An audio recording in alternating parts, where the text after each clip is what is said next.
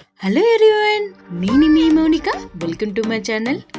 మీ గోదావరి అమ్మాయి మౌనిక. ఇంట్లో వాళ్ళు హెల్తీ అయిన పాలకూర తినమంటే అందరూ పారిపోతారు. ఈసారి కొత్తగా ట్రై చేద్దామా? ఈ పాలకూర ఉల్లికారం అన్నాన్ని తింటే ఒక్క ముద్ద కూడా వదలకుండా తినేస్తారు.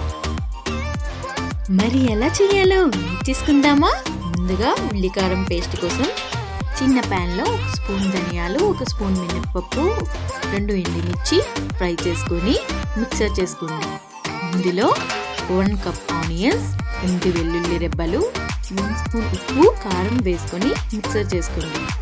ఇప్పుడు ఒక ప్యాన్లో 5 స్పూన్స్ ఆయిల్ వేసుకొని పోపులు వేసి ముందుగా చేసుకున్న పేస్ట్ని వేసుకొని పచ్చివాసన పోయేంత వరకు ఫ్రై చేసుకోవాలి. ఇప్పుడు 2 కప్స్ బాగా క్లీన్ చేసిన పాలకూరని ఇందులో వేసి మూత పెట్టుకోండి. ఇప్పుడు బాగా దగ్గరగా అయ్యాక బాగా కలుపుకోవాలి. దీంట్లో కొంచెం ఉప్పు, కారం వేసుకొని టేస్ట్ చూసుకోవాలి. అంతేనండి, ఎంతో టేస్ట్ అయినా పాలకూర ఉల్లికారం రెడీ అయిపోయింది.